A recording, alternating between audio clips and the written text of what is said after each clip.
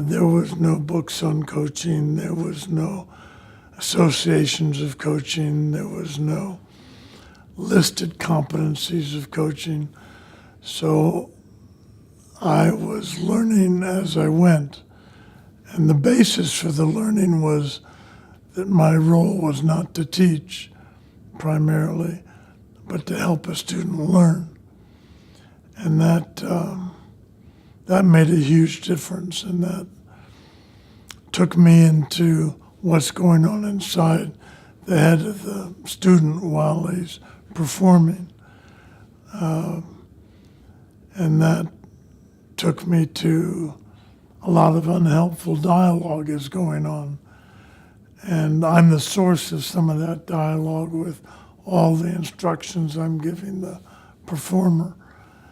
And so I stopped giving instructions and found ways of teaching or of coaching where the teacher was experienced and coaching was facilitating learning from experience. So helping a person pay attention to the teacher.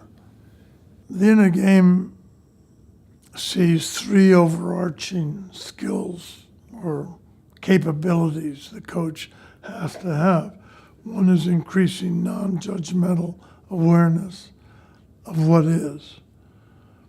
And that's not as easy as it sounds. People look at themselves judgmentally, and in that act become doubtful and tight and interfere with their potential. A second skill is clarity of goal, clarity of choice, keeping the choice maker with the choice. So you're not running the show, you're following the interest of the person being coached.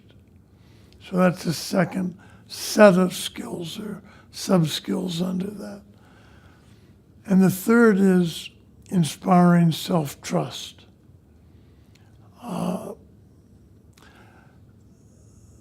People have more potential than they think they do. And the other side of that is they interfere with that potential more than they'd like to admit. So the job of the coach is to reduce interference and grow the potential. And the techniques of the inner game are designed to do those both at the same time.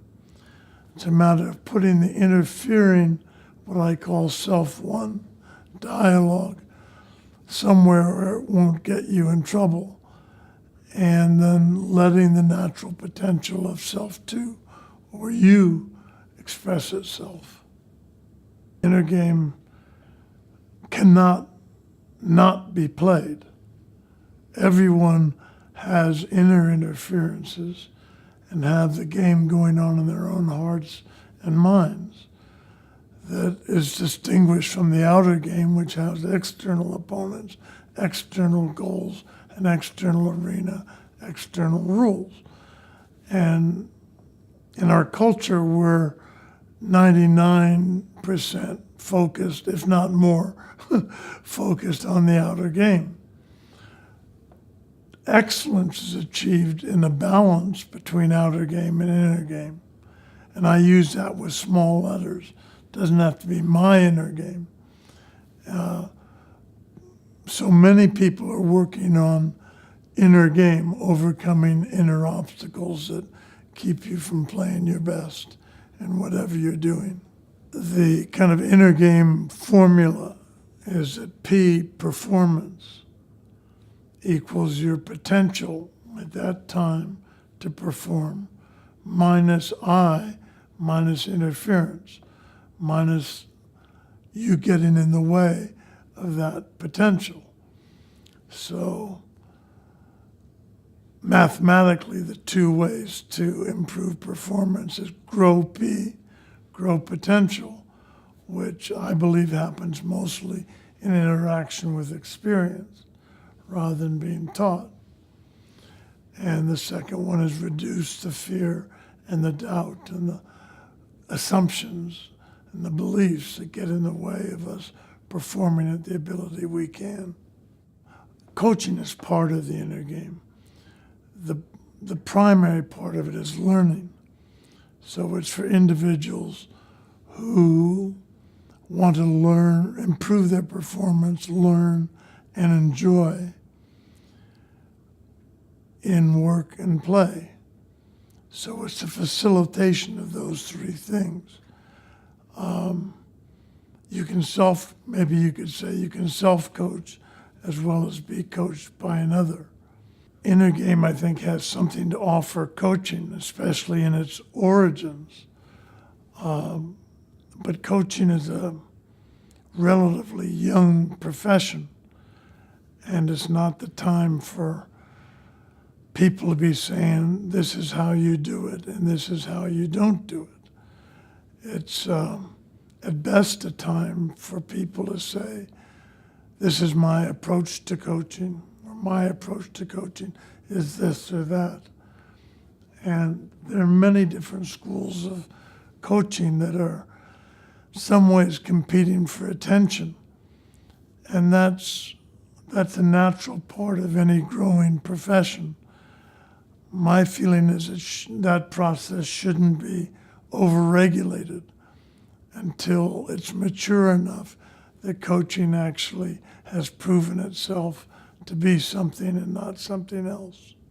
To me, the primary stand that an excellent coach needs to take is, I'm here to help another person get to where they're wanting to go in a fulfilling way and in an acceptable amount of time, so that you're facilitating mobility, the ability to move.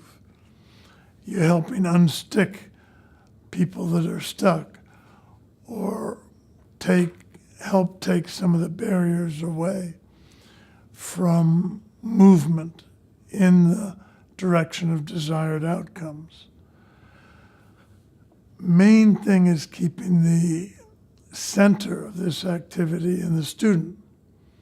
You ask beginning coaches, go ahead and coach. And you'll see the coachee talking, and then sitting back and waiting for the coach, to give some advice, to say something, to put in his wisdom. And so first the coachee is talking, then the coach talks, then the coachee says, oh, that won't work because of this and this. So that's not a satisfactory construct of a coaching conversation. And the coach has to keep throwing the ball back, the leadership ball back to the coachee, so that he's taking responsibility and accountability for the choices that he's making. He's thinking for himself, she's thinking for herself, and I guess autonomy is the word for what I'm talking about. In the corporate world, performance is God. Doing and doing well has no competition. I suggest that the corporation that's going to win the overall competitive battle is those that develop their people the best. So it's not just performing up to current capabilities, but it's how much a company grows those abilities while they're working. It's common knowledge that people learn more in the field than they did at business school. But that's not largely emphasized in corporate culture. Now, more and more, coaching is affecting corporate culture in a way that learning has a much greater prominence. And the third part of that triangle is enjoyment. I enjoy what I'm doing. That improves performance and improves learning.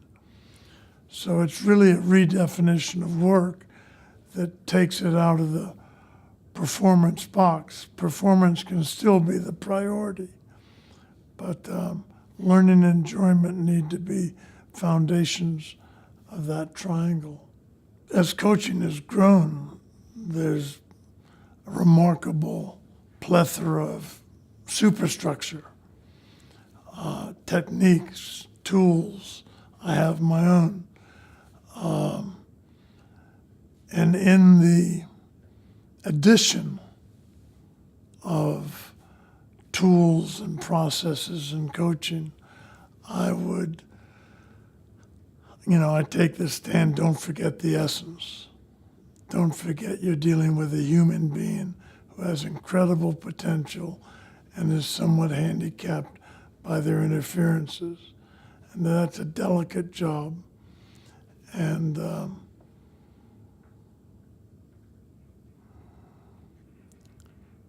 one that shouldn't be overregulated. The Association for Coaching, as I understand it, is committed to improving the excellence in coaching and keeping high ethical standards. And both of those are valid and important missions. So keep on going with that. Ethics that's based in honesty, that's based in respect for the other individual. And what I remember is, from my own learning, was learning is an inherent capability within people. And you don't have to put it into people. You have to encourage it and bring it out. And that's the privilege of a coach. And I believe that after 10 years, the Association of Coaching has proven that it is doing good work in that area.